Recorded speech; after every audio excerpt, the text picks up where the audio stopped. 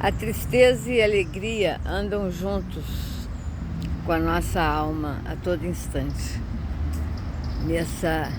Nesse plano terra, anda conosco, mas com almas que se diferem, com pessoas, essências que se diferem.